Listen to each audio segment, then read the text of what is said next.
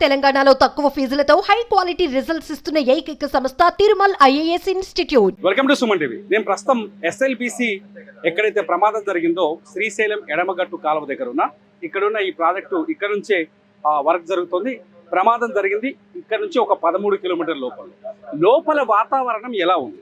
NDRF బృందాలు rescue operation కంటిన్యూగా చేస్తున్నాయి. లోపల వాళ్ళ కంటికి కనిపించిన సిచ్యువేషన్ ని ఈ బోర్డు మీద ఒక స్కెచ్ చేశారు. ఇది ఎన్డీఆర్ఎఫ్ వాళ్ళు వేసిన స్కెచ్. ఆ స్కెచ్ ని మీకు ఎక్స్ప్లెయిన్ చేసే పని చేస్తారు. అసలు ఎస్ఎల్బిసి లోపల ప్రమాదం జరిగిన ప్రాంతం ఎలా ఉంది, అక్కడ సిచ్యువేషన్ ఏంటి, అసలు ఏం జరిగింది, ఇప్పుడు అక్కడ జరుగుతున్న వాటర్ కానీ బురద పరిస్థితి ఏందనేది ఇక్కడ నేను ఎక్స్ప్లెయిన్ చేసే పని చేస్తాను. ఒకసారి ఈ బోర్డును చూస్తే నేను ఇప్పుడు ఇక్కడ ఉన్నాను. ఇది ఎంట్రీ పాయింట్. నేను ఇక్కడ ఉన్నాను. ఇక్కడ అదే అది ఇక్కడ కనిపిస్తున్న బోర్డే నేను చూపిస్తున్న చేతో అదే నేను ఇక్కడ మనం అందరం ఇప్పుడు కెమెరా కానీ నేను కానీ ఇక్కడ ఉన్నాము.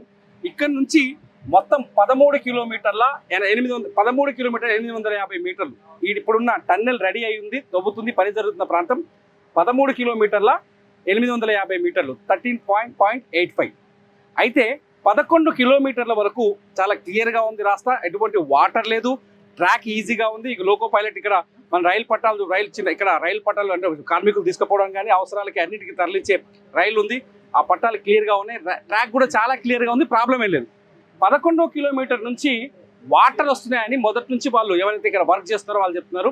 ఆ 11 కిలోమీటర్ దగ్గర ఇక్కడ వీళ్ళు సెగ్మెంట్స్ చేశారు. సెగ్మెంట్ 11 తర్వాత సెగ్మెంట్ ఏ, సెగ్మెంట్ బి, సెగ్మెంట్ సిడి ఇవి చూడవచ్చు మనం ఒకసారి. ఈ సెగ్మెంట్ వైజ్గా చాలా క్లియర్గా చెప్తున్నారు. ఇక్కడ ట్రాక్ యాక్సెసబుల్ ఇక్కడ దాకా ఉంది 11 కిలోమీటర్ల వరకు. ఆ తర్వాత బి లోకో ట్రాక్ అవైలబుల్, ప్రస్తుతానికైతే అవైలబిలిటీకి తీసుకొచ్చారు. ఆ సి తర్వాత బ్రోకెన్ టీబీఎం బిట్వీన్ 13.6 అండ్ 13.650 మధ్య ఇక్కడ ఈ 50 మీటర్లు. ఈ సిచ్యువేషన్ మనం చూడొచ్చు. ఒకసారి నీకు జూమ్ చేస్తే మైపాల్, టీబీఎం అంటే ఇదే టన్నెల్ బోరింగ్ మిషన్. ఈ టీబీఎం నుంచి ఎండ్ పాయింట్ ఎంత ఉందంటే 600 మీటర్లు ఉంది పూర్తిగా. ఇది చాలా అర్థం చేసుకోవాల్సిన పాయింట్. ప్రమాదం జరిగిన ప్రాంతం కూడా ఇదే. ఈ టీబీఎం కూడా ఇప్పుడు మట్టిలో కూరుకుపోయి ఉంది. ఎక్కడ జరిగింది? టీబీఎం నుంచి 600 మీటర్ల బ్యాక్ సైడ్ ఇప్పుడు స్లైడ్ వచ్చింది, మట్టి కూలిపోయింది. ఇక్కడ నుంచి ఇంతవరకు ఇప్పుడు ఈ టన్నెల్ పూర్తయిందన్నమాట. ఇక్కడ నుంచి ఈ టీబీఎం దగ్గర మట్టి కూరుకుపోయింది. ఈ కూరుకుపోయిన మట్టి ఇక్కడ చూస్తే ఈ 40 మీటర్ల విషయంలో మొత్తం పైదాకా మట్టి పెరిగిపోయి కనిపిస్తుంది. ఇంకొక 50 మీటర్ల వరకు ఒక ఫ్లో లాగా కనిపిస్తుంది.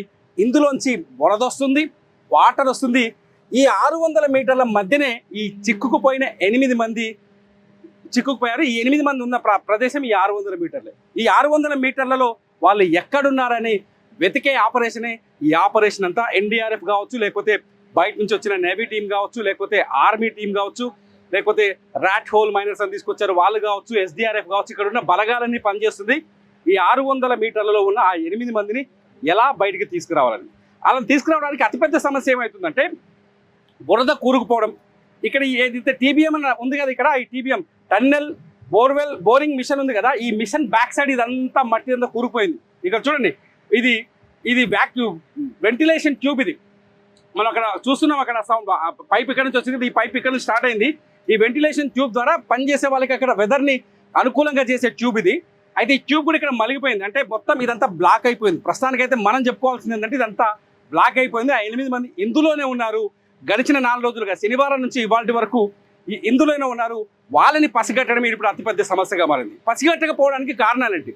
Sniper dogs. పొద్దున మనం ఎన్డీఆర్ఎఫ్ వాళ్ళతో మాట్లాడితే చాలా స్పష్టంగా చెప్తున్నారు.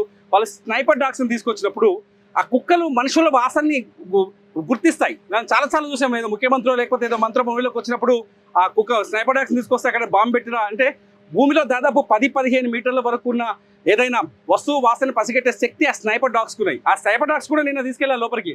కానీ మనుషుల వాసని అంటే 8 మంది ఉన్నారు మనకు కన్ఫామ్. ఆ 8 మంది అందులోనే ఉన్నారు. వాళ్ళ పేర్లతో సహా తెలుసు. వాళ్ళ కుటుంబాలు పైన క్యాంపులో కనిపిస్తున్నాయి. కానీ వాళ్ళని ఎందుకు పసిగట్టలేకపోయాయని అడిగితే చాలా స్పష్టమైన ఆన్సర్ చెప్పారు. ఈ టీబీఎం రన్ చేయడానికి 7,500 లీటర్ల ఆయిల్ ఉంది అందులో. ఆ ఆయిల్ ఒక్కసారిగా బరస్ట్ అయిపోయింది కూలిపోవడంతో.